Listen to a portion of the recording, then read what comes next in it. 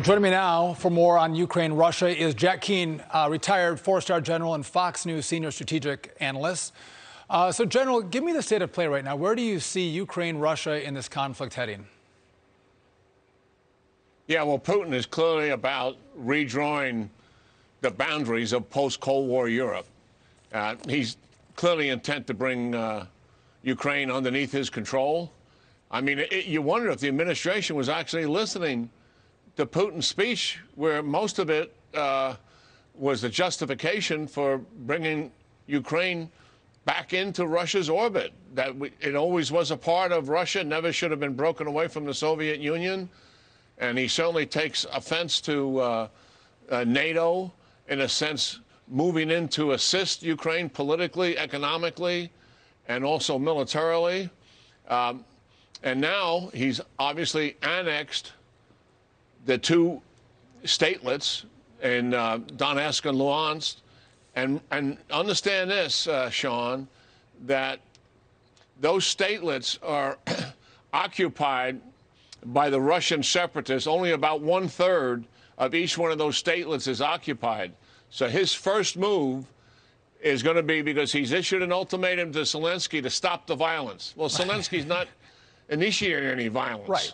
Stop the violence, he's saying, and the next move will be he will move Russian forces. He has an advanced party there right now into those occupied statelets. He doesn't need to do any preparation to do that. He just needs to drive them in there. And from there, he'll probably issue a claim to Zelensky that they own the rest of the statelets themselves, the other 2/3. And he wants him to clear out and vacate. And if he doesn't, then we're going to see pre-assault fires with an air campaign, missiles, rocket artillery, followed by a ground invasion, and also likely to put pressure on Kyiv, the capital city, as well. And cyber attacks, certainly, electronic warfare, shutting down some of the electric grid. So the state of play here, Sean, is a worst-case scenario. So, General, and what we see unfolding here is that he intends to take Ukraine.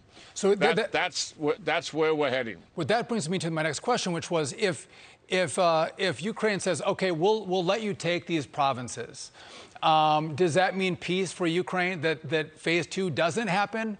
Or no matter what is your point that, listen, he's coming for all of Ukraine?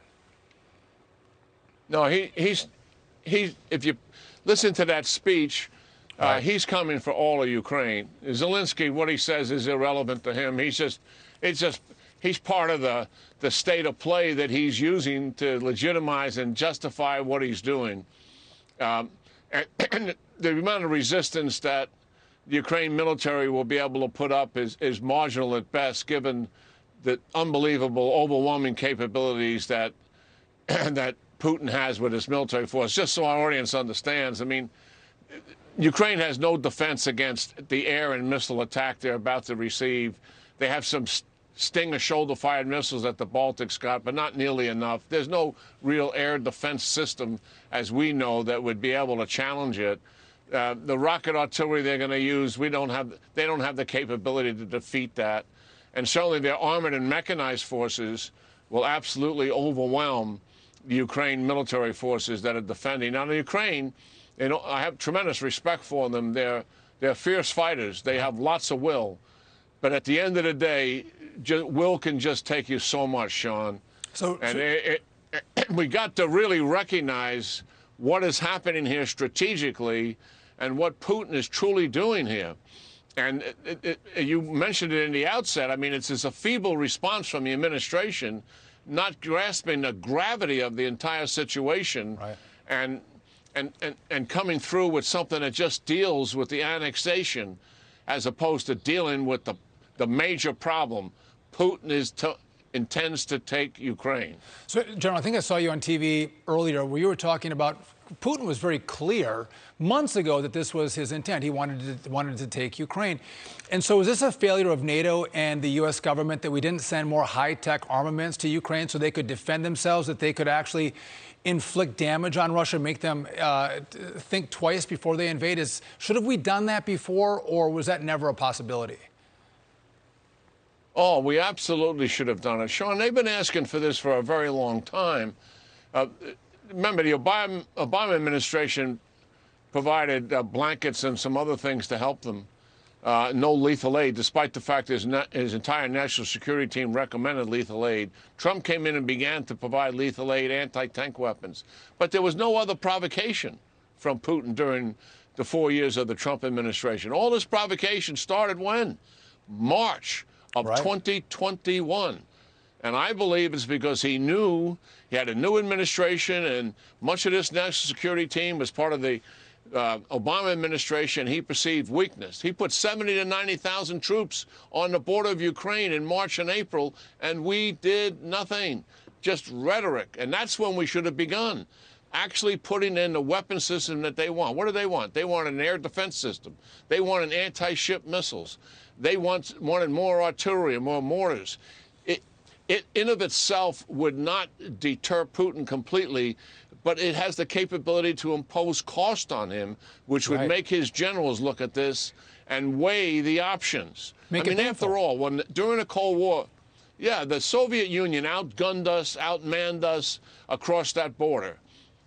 But the fact is, when their generals looked at what NATO had, it would be significant and it would impose cost. And that imposition of cost for them deterred them for 40 years. And we, having learned that lesson, and after we made up our minds that we're not going to defend Ukraine with American troops, 3 presidents came to that conclusion, but why didn't we go all in to help them defend themselves? That is what we should have done. That is a critical question. And in general, sometimes I sit back and go, wouldn't it have been great if all the equipment left in Afghanistan for the Taliban had actually been given to the Ukrainians? Maybe that could have gone a long way to making this thing a little bit better. But I want to ask you about sanctions because obviously Putin doesn't think that the sanctions that are being threatened by the administration are going to have much or any impact on him. So with that, again, is it your position that Biden should be imposing those sanctions right now, or do you think they should wait until after there's an invasion? Because it seems like if you wait for an invasion, the deterrence is gone, right? They've already invaded. War is on. It seems like right now would be the right time to impose those sanctions and say, listen, we'll take them off if you don't invade. If you keep it up, you're going to have more of this. Well, I've never accepted the basic premise the administration has made that we can deter our adversary from doing something by threatening him with words that we will do something after he attacks. To me, that's just doesn't make sense. It's fundamentally flawed. And we should go about, he is just taking sovereign territory of Ukraine. He's decreed that. And he's worked out a cooperation and mutual alliance with those 2 independent states that he claims are part of Russia. And the fact is, it's obvious what they're going to do. They're going to say, we need your help here. And that will begin everything that we're talking about. Now, when he moves into the other 2, go ahead. No, I was going to bring you back home because, and before we go, I want to get your take on this.